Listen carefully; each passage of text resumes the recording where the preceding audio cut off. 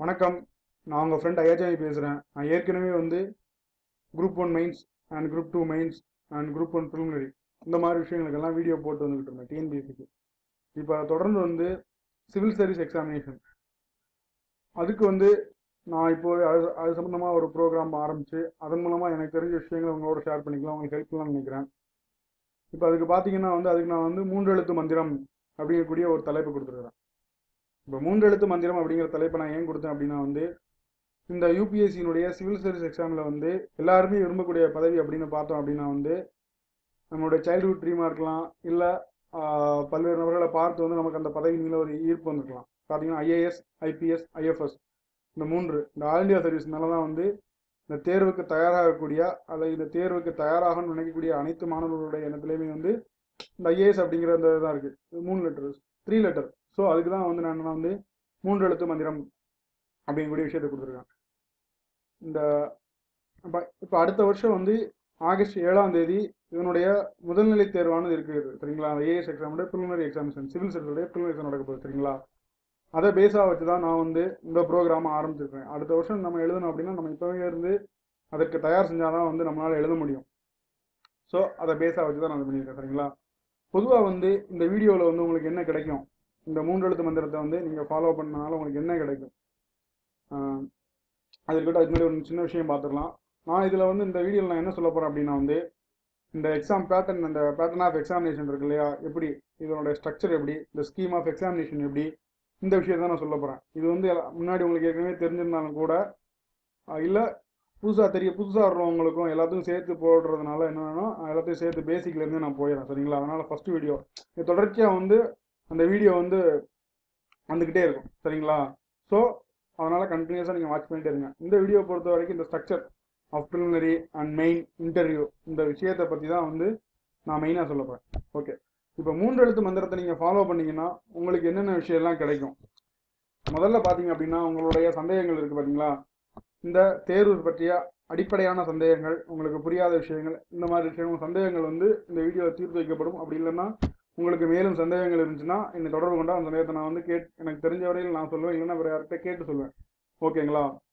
ரெண்டாவது பட்சமாக என்னென்னா என்னென்ன புக்கு படிக்கணும், எப்படி படிக்கணும் அப்படிங்கக்கூடிய விஷயம் ரெண்டாவது சரிங்களா. அப்படிங்கக்கூடிய விஷயத்த உங்களுக்கு சொல்லுவோம். மூணாவது என்ன பார்த்தீங்கன்னா ஸ்டடி ஷெடியூல், அதாவது 2016 நடக்கக்கூடிய ஆகஸ்ட் 7ஆம் தேதி நடக்கக்கூடிய அந்த தேர்வுக்கு ஒரு ஸ்டடி ஷெடியூல், ஒரு பீரியாடிக்கலாக ஒரு 10 நாளைக்கு ஒருக்கவோ, ஒரு 10 டேஸ்க்கு ஒருக்கவோ, இல்லை 15 டேஸ்க்கு ஒன்ஸோ ஒரு ஸ்டடி ஷெடியூல் கொடுத்து இந்த பீரியட்குள்ளே நீங்கள் பாடம் படிங்க, இந்த டைத்துக்குள்ளே நீங்கள் இந்த சப்ஜெக்டை கம்ப்ளீட் பண்ணுங்க அப்படிங்கிற விஷயத்த உங்களுக்கு கிடைக்கும்.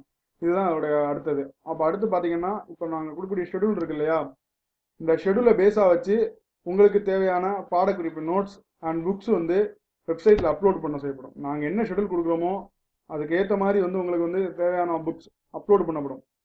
அது பேசிக்காக பார்த்தீங்கன்னா என்சிஆர்டி புக்கு, அப்புறம் என்னிடம் இருக்கக்கூடிய சில பிடிஎஃப், இணையதளங்களில் கிடைச்சக்கூடிய பிடிஎஃப் உங்களுக்கு அந்த ஷெடியூல்லாம் அப்லோட் பண்ணி கரெக்டாக அந்த ஷெடியூல் படி நான் உங்களுக்கு கொண்டு வரேன். அதை நீங்கள் ஃபாலோ பண்ணாலும் போதும் சரிங்களா. இப்போதைக்கு இந்த எக்ஸாமோட பேசிக் பார்த்துக்கலாம். ஓகேங்களா. பொதுவாக பார்த்தோம் அப்படின்னா இந்த யூபிஎஸ்சி சிவில் சர்வீஸ் எக்ஸாம் சொல்லக்கூடியது ஆண்டுதோறும் நடத்தப்படுகிறது. மத்திய அரசு பணியாளர் தேர்வாணையத்தினால் நடத்தப்படுகிறது யூபிஎஸ்சினால். பொதுவாக நம்ம எல்லாரும் பொதுவாக இது ஐஏஎஸ் தேர்வு அப்படின்னு நினைக்கிறோம். பட் இது ஐஏஎஸ் தேர்வு கிடையாது. மொத்தம் 24 பதவிகளை உள்ளடக்கியது. அதை 3 வகையாக பிரிக்கலாம். ஆல் இண்டியா சர்வீசஸ் 1, அதுக்கப்புறம் group 1 services, group A, group B services and Pondicherry civil service அப்படிங்கிற விஷயத்தை நம்ம பிரிச்சுக்கலாம். அதுதான் இதனுடைய இது. ஆனால் எல்லாரும் விரும்பக்கூடிய பதவி அப்படின்னு பார்த்தா ஆல் இண்டியா சர்வீஸ் இருக்குல்லையா, அதான் வருவாங்க. ஒரு எவ்வளோ நாளாக ப்ரிப்பேர் பண்ணுறோம். பொதுவாக இப்போ தயாராகக்கூடிய எல்லாருமே என்னென்னா ஆல்ரெடி அவங்க கிராஜுவேஷன் முடிஞ்ச பிறகு அவங்களாக ஒரு இன்ஸ்டியூஷனில் சேர்ந்தோ இல்லை பிறகு தூண்டுதனால சேர்ந்துருப்பாங்க. அவங்க உள்ளே வரும்போது அவங்க என்ன அவங்களுடைய ஏன் அதனுடைய அவங்க எப்போ இந்த எக்ஸாம் பற்றி தெரியறதுக்கே லேட் ஆகிடுது. அதனால் அவங்களுடைய ப்ரிப்பரேஷன் தள்ளி போகுது. இப்போ என்னென்னா இன்ஸ்டியூஷனில் யாராவது அவங்கள ஜாயின் பண்ணி விட்டுருவாங்க. பட் இந்த உள்ளே இந்த இன்ஸ்டியூஷனில் ஜாயின் பண்ண உடனே அங்கே ஆட்டோமேட்டிக் கிளாஸ் தான் போய்கிட்டு இருக்கும். உங்களுக்கு இந்த ஸ்ட்ரக்சர் தெரியாது. இந்த ஸ்ட்ரக்சரை நீங்கள் புரிஞ்சுக்கிறதுக்கு கிட்டத்தட்ட 6 மாதம் ஆயிடும். இந்த 6 மாதத்தில் நீங்கள் டயர்ட் ஆகிடுவீங்க. அதுக்கப்புறம் உங்களுடைய கவனம் சரி வேறு டிஎன்பிஎஸ்சி குரூப் 2A, குரூப் 2 இந்த மாதிரி இதுக்கு நீங்கள் மாறுறீங்க. ஸோ அதனால் உங்களுக்கு இந்த பேசிக் நீங்கள் தெளிவாக இருந்தீங்கன்னா இந்த எக்ஸாம் பேட்டர்ன் ஆஃப் எக்ஸாம் உங்களுக்கு ரொம்ப தெளிவாக புரிஞ்சுது அப்படின்னா அதுலேயே உங்களுக்கு கிட்டத்தட்ட ஒரு 30% உங்களுடைய ப்ரிப்பரேஷன் முடிஞ்சு. அதான் நான் இதில் சொல்ல போகிறேன். இப்போ பார்த்தீங்கன்னா வந்து நடத்தக்கூடிய எக்ஸாமில் வந்து சுமார் வருஷந்தோறும் வந்து 1000 to 1500 பதவிகள் வரைக்கும் வந்து கால் ஃபார் நோட்டிஃபிகேஷன் வரலாம். சரிங்களா? வருஷம் நடக்கும். மே மாதம் வந்து நோட்டிஃபிகேஷன் வரும்.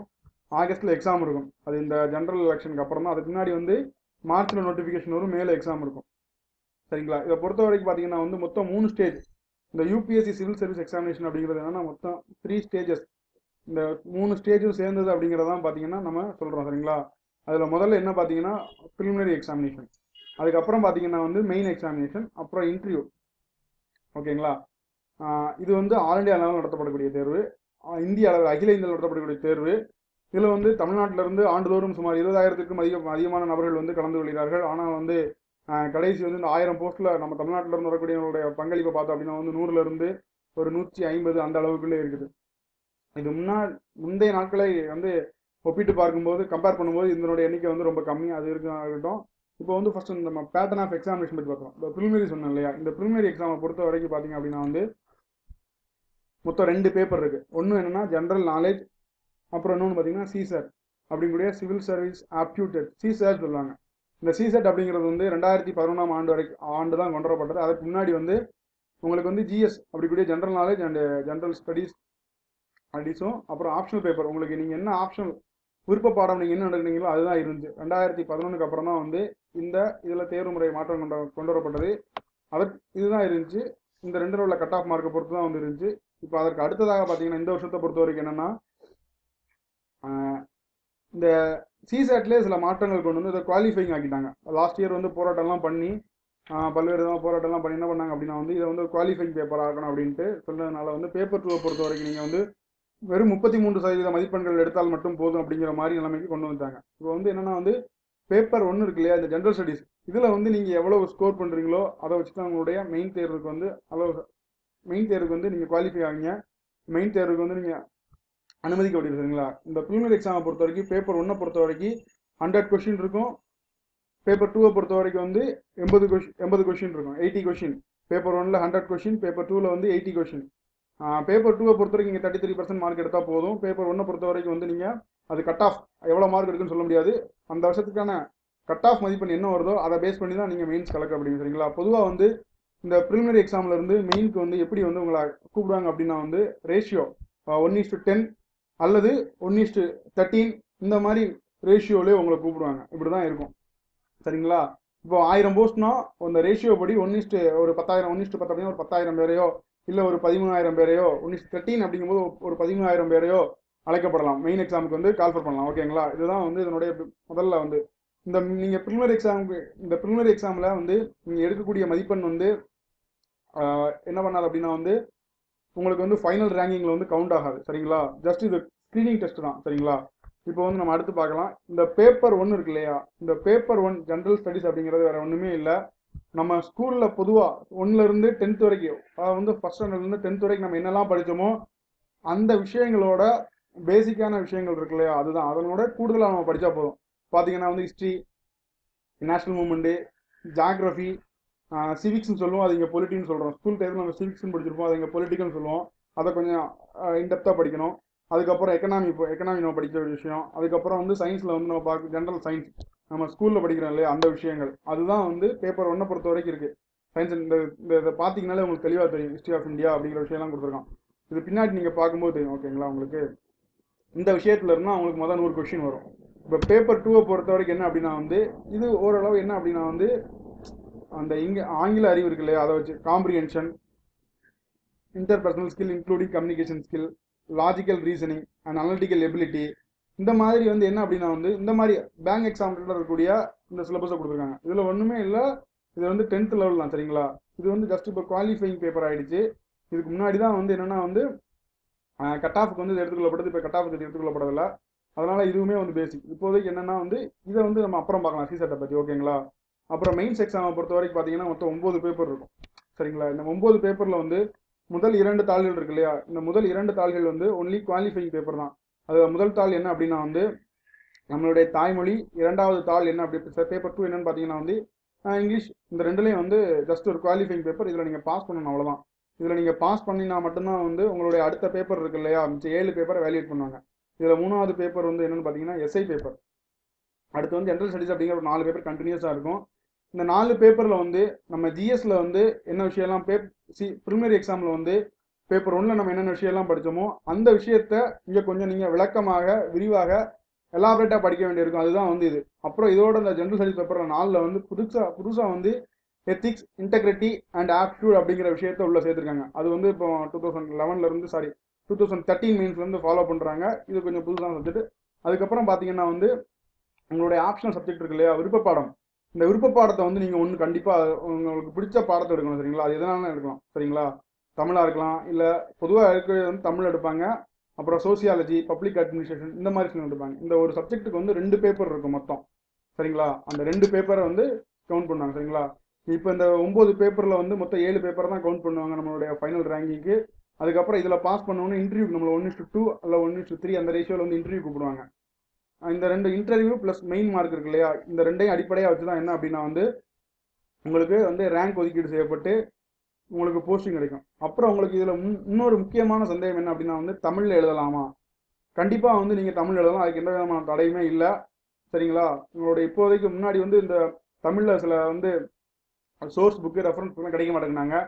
அது இப்போ ஓரளவு கிடைக்க ஆரம்பிச்சிருக்கு. அதனால் நீங்கள் தமிழ்லேயே ப்ரிப்பேர் பண்ணலாம். ஆனால் அதில் என்ன ஒரு முக்கியமான விஷயம் அப்படின்னா வந்து கொஷின் ஆனது வந்து இங்கிலீஷ் அண்ட் ஹிந்தியில் மட்டும்தான் இருக்கும், நம்மளுடைய தமிழ் மொழியில் இருக்காது. சரிங்களா? அதுக்கப்புறம் இன்னொரு விஷயம் வந்து எனக்கு வந்து ஆங்கில அறிவு இருக்கணுமா அப்படின்னு சொல்லி கேட்கக்கூடிய விஷயம். கண்டிப்பாக வந்து ஆங்கில அறிவு வந்து உங்களுக்கு ஆங்கில புலமை எல்லாம் தேவையில்லை. சரிங்களா? உங்களுக்கு வந்து கொடுக்கப்பட்டிருக்கக்கூடிய கேள்வியை வந்து தெளிவாக புரிந்து கொள்ளக்கூடிய அளவுக்கு வந்து பக்குவம் இருந்தால் போதும். இங்கிலீஷில் கொடுக்கக்கூடிய விஷயத்த வந்து தெளிவாக உங்களால் அண்டர்ஸ்டாண்ட் பண்ண முடிஞ்சால் போதும். சரிங்களா? அந்த அளவுக்கு இருந்தால் போதுமே தவிர நீங்கள் வந்து இங்கிலீஷில் வந்து ரொம்ப புலமை பெற்றிருக்கணும் அப்படிங்கிறது எல்லாம் கிடையாது. இதுதான் ஒரு பேசிக்கான விஷயம். இதை வச்சு தான் என்ன ஆகுதுன்னா நிறையா பேர் வந்து கொஞ்சம் குழம்புறாங்க. ஓகேங்களா? அதுக்கப்புறம் என்னன்னு பார்த்தீங்க அப்படின்னா வந்து இந்த டோட்டலாக பார்த்தீங்கன்னா 200 மார்க்ஸ் மெயின்ஸ் ப்ளஸ் இன்டர்வியூ. இந்த 200 மார்க்கில் வந்து ஒரு 60 to 70% ஆஃப் மார்க் யார் எடுக்கலாங்க? ஒரு 1000 to 1200 மார்க் எடுக்கிறீங்கன்னா நீங்களாம் ஆல் இண்டியா சர்வீஸ் உங்களுக்கு கட்டாயம் கிடைக்கும். ஐஏஎஸ், ஐபிஎஸ் அப்படிங்கிற போஸ்ட்லாம் இருக்குது பார்த்தீங்கன்னா அந்த மாதிரி அந்த ஒரு 60-70% மார்க் தான் எடுக்க முடியும். ஹையஸ்ட் மார்க்கே வந்து அவ்வளோதான் இருக்கும். 1200, இந்த 2000 மார்க்குக்கு வந்து 1200 அந்த ரேஞ்சு தான் இருக்கும். ஸோ இதை மட்டும் நீங்கள் மனசில் வச்சுக்கோங்க. இந்த வீடியோவில் சொல்லக்கூடிய வந்து நான் பேசிக்கான விஷயம் தான் சொல்கிறேன். ஓகேங்களா? இதுக்கப்புறம் வந்து இந்த குரூப் 1 ப்ரிலிமினரி இந்த டிஎன்பி யூபிஎஸ்சி ஜெனரல் ஸ்டடீஸ் பேப்பரில் வந்து இந்த கொஷின் ஆனது எப்படி வரும்னு சொல்லி அப்படிங்கிற ஒரு சின்ன விஷயத்தை மட்டும் இந்த வீடியோவில் சொல்கிறேன். அடுத்து இந்த பேப்பர் ஒன்றே தெளிவாக ஒவ்வொரு சப்ஜெக்ட்டும் நான் என்னென்ன மாதிரி ஹிஸ்ட்ரி எப்படி படிக்கணும், எக்கனாமி எப்படி படிக்கணும், எந்தெந்த புக் படிக்கணும் அப்படின்னு சொல்லி அடுத்த வரக்கூடிய வீடியோவில் சொல்கிறேன். பொதுவாக இந்த விஷயத்தை மட்டும் நீங்கள் தெரிஞ்சுக்கோங்க. சரிங்களா? இங்கே ஜென்ரல் நாலேஜை பொறுத்த வரைக்கும் வந்து இந்த கரண்ட் ஈவெண்ட் சொல்கிறோம் இல்லையா, அதனுடைய அப்டேஷன் மட்டும்தான் வந்து என்ன அப்படின்னா வந்து இந்த கேள்விகளில் 100 வரக்கூடிய 100 கேள்விகளில் ஒரு 70-80 கேள்வி அதனுடைய அப்டேஷன் மட்டும்தான் இருக்கும். நல்லா தெரிஞ்சுக்கோங்க. இந்த ஒரு வருஷத்தில் நடந்த நிகழ்வுகளுடைய தொடர்பு அது சம்பந்தமான செய்திகள் மட்டும்தான் வந்து எங்கன்னா உங்களுக்கு கேள்வியாக இருக்கும். இப்போ பொதுவாக சொல்கிறேன் உங்களுக்கு ஒரு விஷயம். இப்போ வந்து சென்னையில் வந்து இப்போ வெள்ளம் ஏற்பட்டிருக்கு. இந்த வெள்ளம் ஏற்பட்டதை நீங்கள் பொதுவாக படிப்பீங்க. ஆனால் கொஸ்டின் வந்து அங்கே அப்படி இருக்காது. சென்னையில் வந்து ஏன் வெள்ளம் ஏற்பட்டதுலாம் இருக்கவே இருக்காது. அங்கே வந்து உங்களுக்கு என்ன கேள்வி இருக்கலாம் அப்படின்னா வந்து இந்தியாவோட ஜாகிரபியில் இருந்துருக்கலாம். மான்சூன் பருவமழை இருக்குல்ல, அதை பற்றி கொஸ்டின் இருக்கலாம். சவுத் வெஸ்ட் மான்சூனா, நார்த் ஈஸ்ட் மான்சூனா, அப்புறம் எல்னினோ, லானினோ, இதை மாதிரி இந்த ஒரு வருஷத்தில் நடந்த நிகழ்வுகள் ரிலேட்டடாக இந்த ஈவெண்ட்ஸ் ரிலேட்டடாக தான் கொஸ்டின் இருக்குமே தவிர வந்து வேற எங்கேருந்து கொஸ்டின் வரப்போகிறது கிடையாது. ஜாகிரபி. அடுத்த எக்ஸாம்பிள் பார்த்தோம் அப்படின்னா வந்து எக்கனாமியை பொறுத்த வரைக்கும் இப்போ ஆர்பிஐ பார்த்தீங்கன்னா வந்து அப்பப்போ இந்த இன்ட்ரெஸ்ட் ரேட் சொல்லக்கூடிய சிஆர்ஆர், எஸ்எல்ஆர், ரெப்போ ரேட் இதெல்லாம் கூட்டுறாங்க அப்படின்னா வந்து அதனுடைய எஃபெக்ட், அதனுடைய அப்ளிகேஷன் இந்த மாதிரி விஷயங்கள் கேட்கலாம். இப்போ கூப்பிட்டாங்க அப்படின்னா இப்போ சிஆர்ஆர் கூட்டினா வந்து பேங்குக்கு என்ன பெனிஃபிட் கிடைக்கும் அப்படிங்கிற விஷயத்தை கேட்கலாம். இதெல்லாம் வந்து ஒன் இயர் அந்த ஈவெண்ட்ஸோட அப்டேஷன் தான் இருக்கும். இதுக்கப்புறம் பார்த்தீங்கன்னா இப்போ ஜுடிஷியல் அப்பாயின்மெண்ட் கமிஷன் கொண்டு வந்தாங்க. அது வந்து சுப்ரீம் கோர்ட் கேன்சல் பண்ணுச்சு. இப்போ சுப்ரீம் கோர்ட்டோட பவர் என்ன அப்படிங்கிற விஷயத்தை நீங்கள் அடுத்த வருஷத்துக்கு அந்த கொஸ்டின் இருக்கலாம். அப்படி இல்லைன்னா வந்து இதுக்கு வந்து இந்த ஜுடிஷியல் அப்பாயின்மெண்ட் கமிஷன் வந்து இந்த பில் வந்து எப்படி பார்லமெண்டத்தில் வந்து இந்த பில் வந்து பாஸ் ஆச்சு, எப்படி சட்டத்திருத்தம் கொண்டு வரப்பட்டது அப்படிங்கிற விஷயத்த இந்த மாதிரி பேசிக்காக தான் இருக்குமே தவிர வேற ஒன்றுமே இருக்காது. இதற்கு அப்புறம் நம்ம பார்த்தோம் அப்படின்னா வந்து கவர்மெண்ட்லேருந்து கொண்டு வரக்கூடிய ஸ்கீம் அந்த விஷயம் இருக்கும். அப்புறம் சில ரிப்போர்ட்ஸ் இருக்கு இல்லையா, அந்த சில ஸ்பெஷல் கமிட்டியோட அதோட ரெக்கமெண்டேஷன் இந்த மாதிரி விஷயங்கள் மட்டும்தான் இருக்குமே தவிர வேற எதுவுமே இருக்காது. இதனுடைய அப்டேஷன் தான், அதாவது லாஸ்ட் 1 இயரில் நடந்த ஈவெண்ட்ஸுடைய அப்டேஷன் மட்டும்தான் வந்து நமக்கு அங்கே கொஸ்டினாக இருக்கும். அதை மட்டும் புரிஞ்சால் போதும். இந்த தேர்வு வந்து மிக எளிமையானது. உங்களுக்கு விருப்பம் இருந்தால் உங்களுக்கு இன்ட்ரெஸ்ட் மட்டும் இருந்தால் போதும், எல்லா விஷயமும் உங்களை தேடி வரும். சரிங்களா? உங்களுக்கு சந்தேகம் இருந்துச்சுன்னா என்கிட்ட கேளுங்க.